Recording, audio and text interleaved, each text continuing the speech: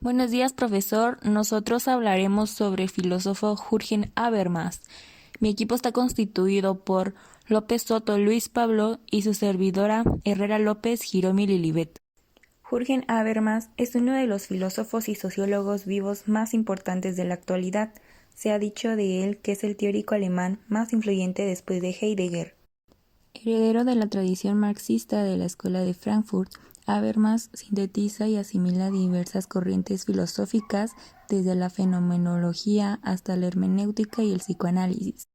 Filosofía y teoría de la sociedad se encuentran estrechamente relacionadas en su obra, en la medida en que han sido inquietudes políticas y sociales las que lo han obligado a reflexionar sobre la racionalidad y a proponer un modelo discursivo de razón que sirve de fundamento para las diversas disciplinas científicas. Nacido en 1929 en Düsseldorf, Alemania, su infancia estuvo marcada por la experiencia del nazismo y por las necesidades económicas de un país que se apresuraba a iniciar su reconstrucción tras la Segunda Guerra Mundial. Entre 1949 y 1954 estudió en diversas universidades, Bonn, Gotinga, Zúrich, adquiriendo una sólida formación en materias como filosofía, historia, psicología, literatura y economía. Tras doctorarse en la Universidad de Marburgo, trabó contacto con el Instituto de Investigaciones Sociales y en 1955 fue asistente de Theodor Wiesengrau Adorno, uno de los líderes de la Escuela de Frankfurt. Ahí entraría en contacto con la investigación social empírica, reorientando sus estudios hacia una teoría crítica de la sociedad y codeándose con la Escuela de Frankfurt. Entre 1964 y 1971 ejerció como catedrático de la Universidad de Frankfurt y sería en ese periodo, concretamente en el 1968, que conseguiría un gran interés y proyección internacional gracias a la publicación de su libro Conocimiento e Interés. Después de su cátedra en Frankfurt, ejerció como profesor de filosofía en Heidelberg. En 1983 consiguió la cátedra de Filosofía y Sociología en la Universidad Goethe de Frankfurt. Puede decirse que a partir de los años 70 se produce su reconocimiento profesional como filósofo. Desde la década de los 80 ha recibido distinciones importantes en todo el mundo. Entre los diversos honores destacan los doctorados honoris causa de la Northwestern University 1991, las universidades de Tel Aviv 1994, de Bolonia 1996, la Sorbona 1997, Cambridge 1999 y Harvard en 2001. En 1995 recibe el premio Karl Jaspers de la ciudad de Heidelberg en 2001, el premio La Paz de los Libreros Alemanes y en 2003 el premio Príncipe de Asturias. La Escuela de Frankfurt se centra en dos intereses principales. Por un lado, pretende realizar una crítica a las sociedades industriales desarrolladas. Este análisis va a ser interdisciplinario, pues abarca no solo en el aspecto político, sino económico y el de las industrias culturales. Por otro lado, critica la concepción del conocimiento anterior y pretenden romper con la teoría tradicional. Para ello, denominan a esta nueva forma como teoría crítica. La teoría crítica es una doctrina de pensamiento que se funda en la crítica al marxismo y que propone a partir de allí un nuevo conocimiento teórico, conocido como neomarxismo. Como corriente de pensamiento, se oponía a la teoría tradicional. En este sentido, propone que el conocimiento está mediado por la experiencia del sujeto. Su contacto con la teoría crítica le sirvió para ampliar sus intereses intelectuales y adentrarse en dos corrientes de pensamiento que han marcado su obra. El primero, el marxismo y el psicoanálisis. Sabiendo el conocimiento de qué es la teoría crítica, Habermas es el miembro más eminente de la segunda generación de la Escuela de Frankfurt y uno de los exponentes de la teoría crítica desarrollada en el Instituto de Investigación Social.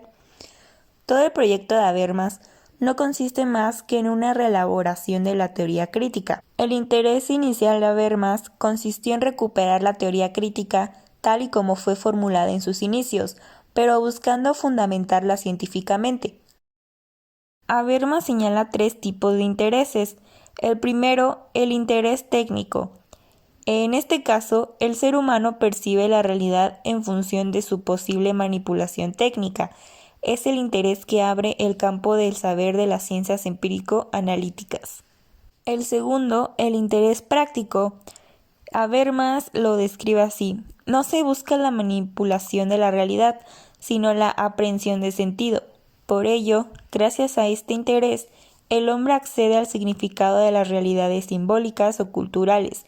Es el campo del conocimiento práctico y sostiene a las ciencias de carácter práctico o histórico. El tercero, el interés emancipatorio. En este caso, el ser humano busca conocer la realidad social, criticarla y modificarla desde el punto de vista de la libertad. Es el interés que fundamenta las llamadas ciencias críticas. El pensamiento de Habermas posee un alto grado de originalidad, bebe de múltiples fuentes. Autores como Kant, Hegel y Marx recuperan la noción de crítica como emancipación.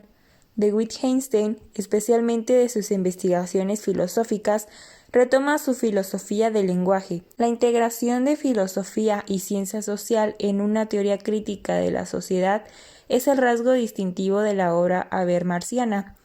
En algunas de sus obras posteriores, Habermas trata de reconstruir el materialismo histórico en el contexto de las nuevas problemáticas de la sociedad y del capitalismo tardío, en el sentido de que Marx le otorga la importancia fundamental al trabajo como eje de la sociedad, en demérito del otro componente de la praxis humana que Habermas rescata como esencial: la interacción mediada por el lenguaje.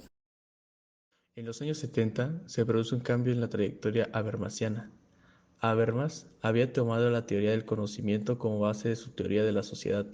En ese momento se percata de las insuficiencias del modelo monológico ofrecido por la filosofía de la conciencia, racionalismo.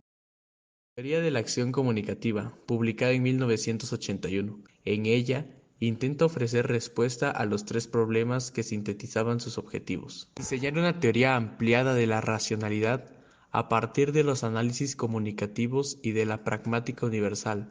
Habermas propone un nuevo concepto de razón, la razón discursiva. Teoría de la sociedad. Delinea una teoría de la sociedad construida a 2 bandas, es decir, ofrece una perspectiva ideal para enjuiciar las sociedades contemporáneas. La propuesta de teoría social normativa le sirve para llevar a cabo una explicación de la evolución de las sociedades modernas que precisamente, gracias a su estatuto normativo, puede identificar las patologías de los sistemas sociales y políticos contemporáneos y solventar sus deficiencias.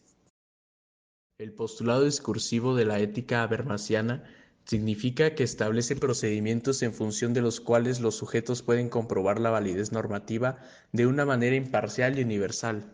Lleva a cabo una separación entre la estructura y los contenidos del juicio moral apartándose de propuestas concretas sobre la vida buena.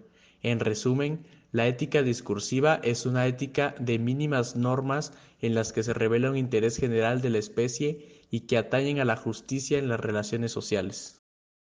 Historia y crítica de la opinión pública, 1962, con su distinción entre opinión pública manipulada y opinión pública crítica. Teoría y práctica, 1963, se centra en la problemática de la racionalidad por 2 motivos principalmente. En primer lugar, uno de carácter epistemológico, crítica al planteamiento reduccionista del positivismo. En segundo término, un motivo metodológico, que hace referencia a su inquietud por formar una teoría crítica de la sociedad superando las aporías de los primeros integrantes de la Escuela de Frankfurt. Aquí, este autor intenta mostrar que existen 2 maneras de comprender las ciencias sociales, desde un punto de vista analítico y desde un punto de vista dialéctico.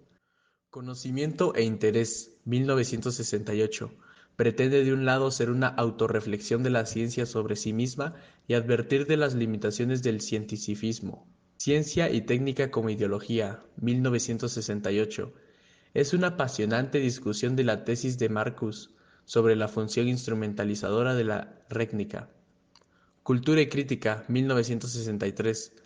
La crisis de la racionalidad en el capitalismo evolucionado, 1973.